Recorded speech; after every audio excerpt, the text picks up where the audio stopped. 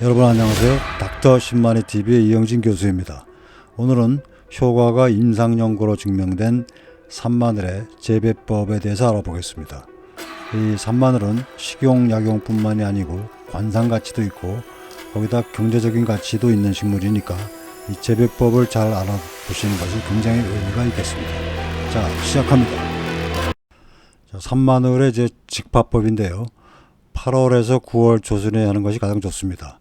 이 산마늘을 씨를 받아서 보관했다가 봉에 파종하는 것은 별로 안 좋습니다. 왜냐하면 이 건조된 씨는 발화가 거의 되지 않습니다. 따라서 씨가 마르기 전에 바로 직파하는 것이 가장 좋습니다.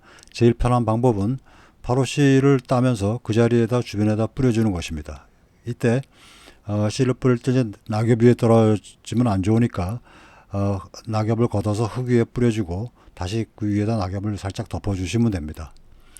근데 그것도 성가시시면 그냥 여기저기 뿌려도 그 중에 이제 대부분이 9월에서 10월에 싹이 나옵니다.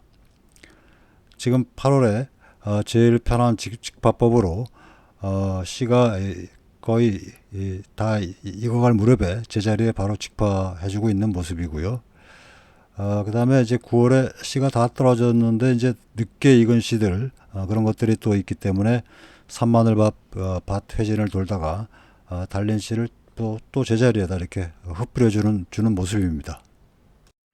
다음 직파법으로는 그 씨를 채취한 그 주변 말고 내가 적당한 자리를 이렇게 산마늘을 퍼뜨리기 위해서 봐둔 그런 장소가 있으시면 일단 씨를 받아서 보관을 해야 되겠죠.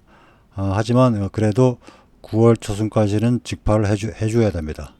이 보관하는 방법은 산마늘 그 한 송이에서 까만 씨가 몇 개씩 보이면 다른 씨가 아직은 익지 않더라도 그냥 꽃차로 꼬투리째 잘라서 이걸 양파망에 넣어서 일단 땅 속에 이렇게 묻어 두고 흙을 덮어 주었다가 이제 시간이 되시면 그래도 9월 초순이 넘기 전에 봐둔 그 장소에다가 이 양파막에 든 씨를 꺼내서 바로 이렇게 직파를 해주시면 됩니다. 그 처음에 산마늘 처음 기르시는 분들은 이제 씨를 받을 데가 없을 테니까 씨를 구입해야겠죠. 그래서 7, 8월경에 씨를 구입하셔서 한 2, 3일 정도 물에 담근 후에 이렇게 파종하시면 됩니다. 그러면 이제 한두 달 후에 가을 싹이 조그맣게 나오는데 이 싹이 월동을 했다가 이듬해 봄에 이제 본잎이 한 장이 올라옵니다. 그래도 이제 한 살, 두 살까지는 자주 가서 주변 풀에 이렇게 묻히지 않게 점검도 하고 주변 풀들을 좀 제거해 주시는 게 좋습니다. 지금 8월 말에 꼬투리째 채취한 씨를 이제 다른 곳에 퍼뜨리기 위해서 일단 정리를 하고 있는 모습이고요. 지금 보시면 지금 양파망에다가 이제 산마늘 씨를 잠깐 넣고 땅에 묻어놨는데 제가 깜빡 잊고 한 50일쯤 지나서 파보니까 완전히 싹들이 하얗게 지금 까만 씨에서 지금 하얗게 나온 거 콩나물 대가리처럼 나온 게 전부 씨가 발화한 거거든요. 이것들이 이제 양파망 사이로 빠져나와서 지금 난리입니다. 늦었지만 일단 이것도 꺼내서 다른 곳에 파종을 해 주었습니다.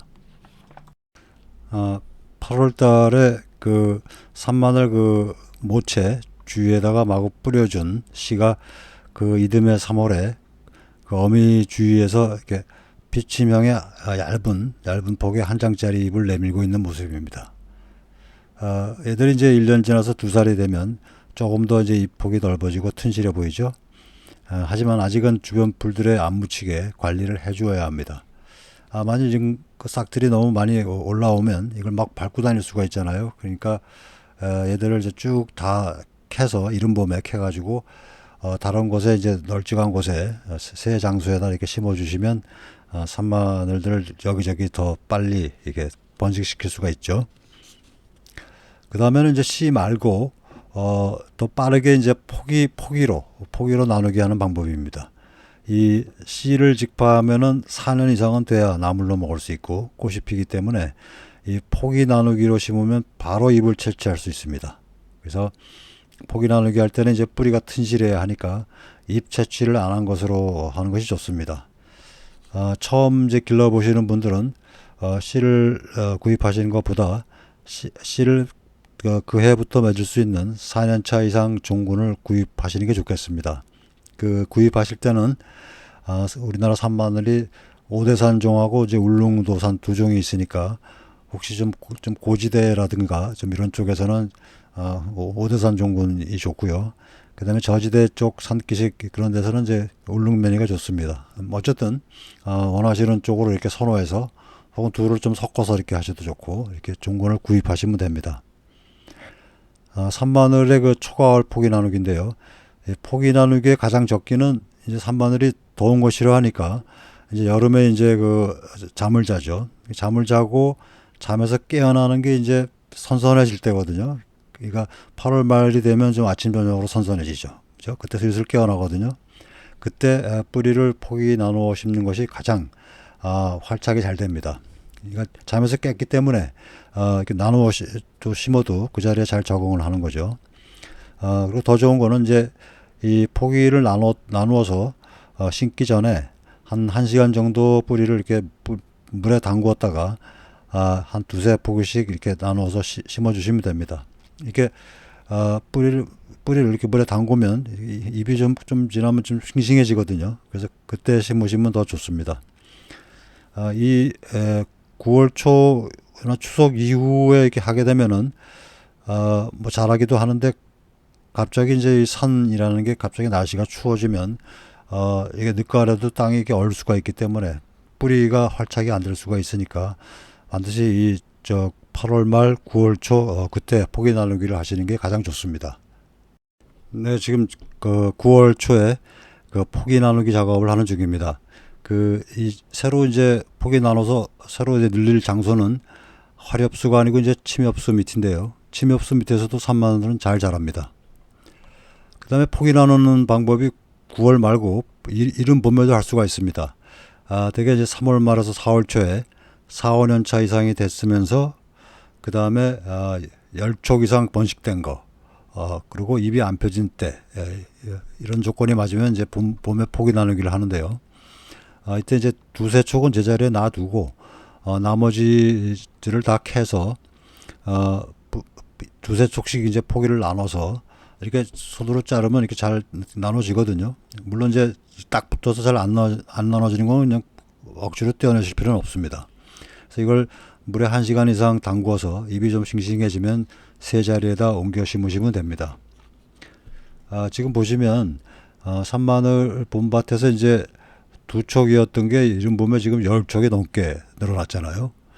이렇게 다닥다닥 붙어 있으면 애들도 서로 이제 열도 발생하고 마찰돼서 성장이 안 좋기 때문에 이런 것들은 위주로 포기 나누기를 이렇게 해주시는 게 좋습니다. 그래서 이걸 다 캐서 1시간 정도 물에 담갔다가 두어 포기씩 이렇게 자연스럽게 이렇게 나눠지는 걸 해가지고 상처 안 나게 해서 퍼뜨릴 곳에다가 새로 심어주면 됩니다. 이제 3월 하순에 이제 봄 포기 나누기를 이제 막 끝냈습니다. 심으시다가 이제 좀 상처가 난 것은 좀 1년은 지나야 더 튼실해집니다. 안 자란다고 걱정은 안 하셔도 될 것 같고요. 자, 이 전체 이제 다 끝내고 나면 아마 내년 봄이 되면 이 황량했던 산 사면 하나가 아주 싱그럽게 이렇게 완전히 변신할 것입니다. 4월 초에 온 산을 덮은 아름다운 모습입니다.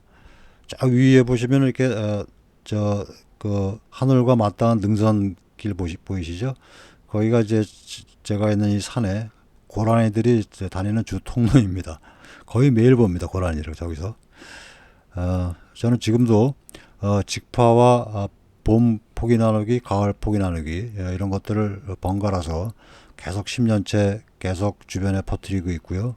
또 주변 인근의 산에 갈 때도 산마늘 씨가 나올 때는 항상 주머니에 넣고서 여기저기 이제 뿌려주면서 곳곳에 이제 산행시에 이렇게 산마늘 꼽힌 것도 보고 그래서 아주 즐거운 산행을 하고 있습니다.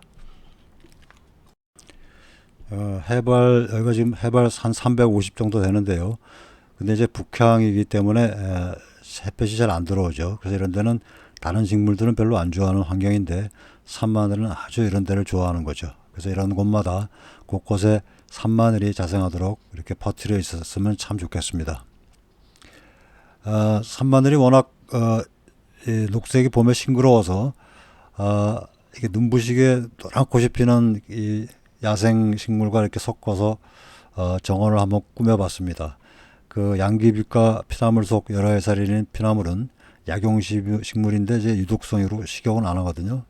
하지만 이게 워낙 눈부시게 밝은 노란 꽃이 섞여 이쁘기 때문에 두 가지를 이렇게 적당히 섞어서 산속에 조그만 정원을 만들어 봤습니다.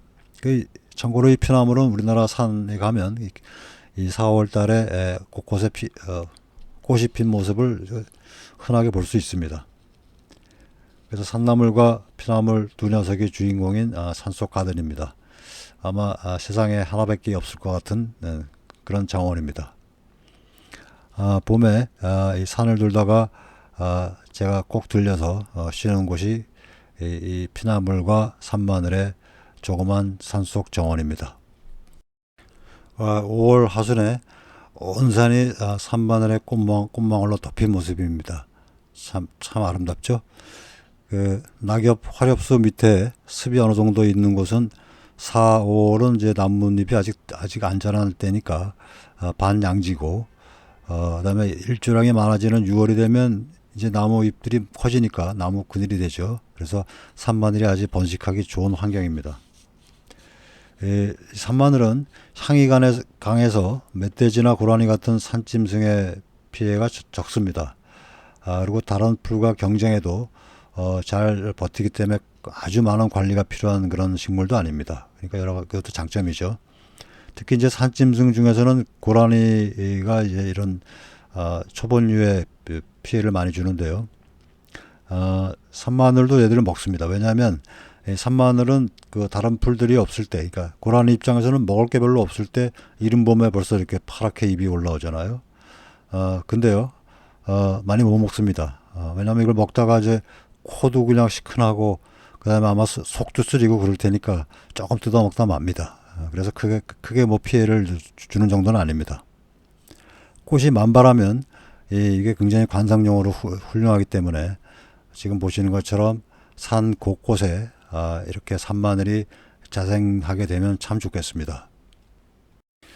자, 여기까지 전체 산마늘 영상을 쭉 따라오셨다면 여러분들은 이미 산마늘 박사입니다. 그렇죠? 다음 시간에는 임상 연구로 효과도 증명되어 있고 식용도 되고 약용도 되고 꽃도 이쁜 그런 식물들 위주로 또 하나 선정해서 공부하는 시간을 갖겠습니다. 여러분 그때까지 모두 건강하시고 안녕히 계세요. 이영진 교수였습니다. 인간이 행복해질 확률은 두 가지로 결정되는데요. 첫째는 건강 상태, 당연한 거죠. 두 번째는 무엇이든지 경험과 노력을 통해서 내 뇌에 저장된 깊게 제대로 알고 있는 지식의 양에 따라 달라집니다.